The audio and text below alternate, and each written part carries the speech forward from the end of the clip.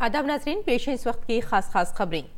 मरकजी वजीर प्रकाश जावड़ेकर ने कांग्रेस के उस इल्जाम की तरदीद की है कि जवाहरलाल नेहरू यूनिवर्सिटी में तशद्दुद के लिए वजीर दाखिला अमित शाह और फरोग़ इंसानी वसाइल के वजीर रमेश पोखरियाल निशंक जिम्मेदार थे।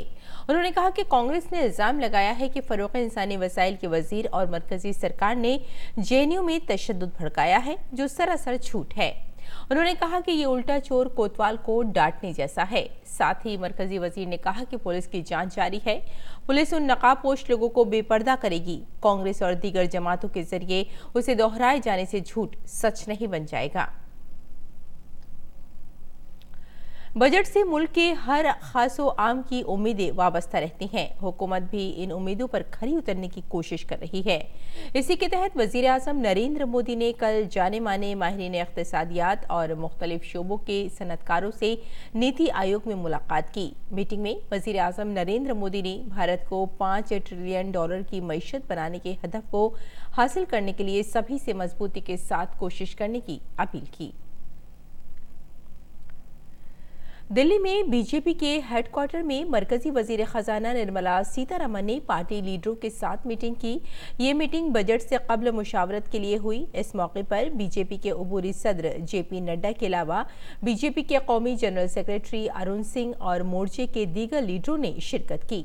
मीटिंग के बाद अरुण सिंह ने कहा कि इस मीटिंग में बजट के खाके पर बातचीत की गई। भारत में अमेरिका के सफीर केंट आई जस्टर समेत 15 मुल्कों के सिफारतकारों ने जम्मू कश्मीर के 2 रोज़ा दौरे पर हैं। जम्मू कश्मीर का खुसूसी दर्जा पिछले साल खत्म किए जाने के बाद सिफारतकारों का ये पहला दौरा है।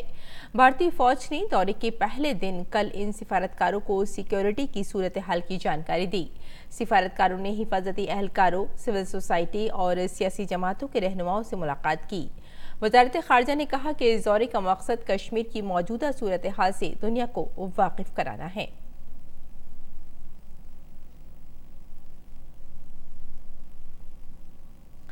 वजारत खारजा की तर्जुमान रवीश कुमार ने कहा है कि गैर मुल्की सिफारतकारों के जम्मू कश्मीर के दौरे का एहतमाम भारतीय हुकूमत ने किया है। उन्होंने कहा कि दौरे का मकसद जम्मू कश्मीर में इंतजामिया के जरिए किए गए इक़दाम और वहां के मौजूदा हालात से उन्हें वाकिफ कराना है, जो अब मामूल पर हैं। दिल्ली पुलिस की स्पेशल सेल ने दाइश के 3 दहशतगर्दों को दिल्ली से गिरफ्तार किया है। तीनों दहशतगर्दों की गिरफ्तारी एक तसादुम के बाद वजीराबाद इलाके से हुई।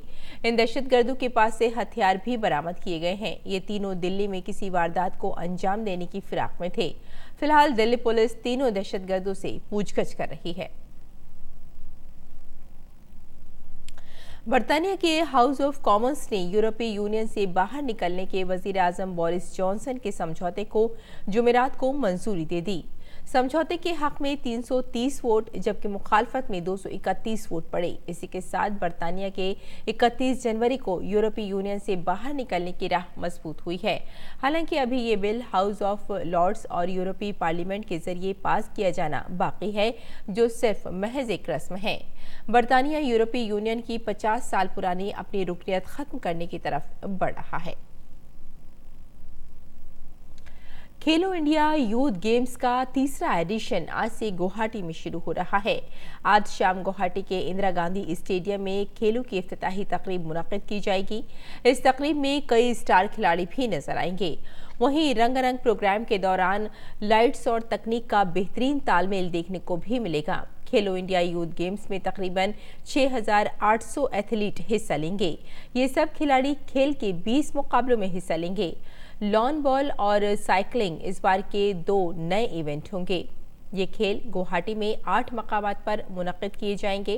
कुल मिलाकर 10,000 लोग इन खेलों का हिस्सा होंगे, जिनमें एथलीट्स, अफसरान, वॉलंटियर्स और स्पोर्ट्स स्टाफ शामिल है।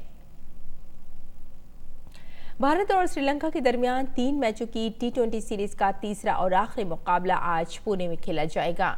दोनों टीमों के दरमियान पहला मुकाबला बारिश की नजर हो गया था, जबकि इंदौर में खेले गए दूसरे मुकाबले में भारत ने श्रीलंका को 7 विकेट से हरा दिया था।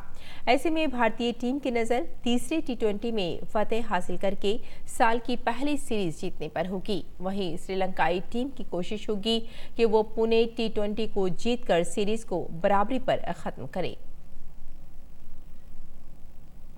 तो नाज़रीन, इस वक्त की खास खबरों में फ़िलहाल इतना ही। इजाज़त नहीं, आदाब।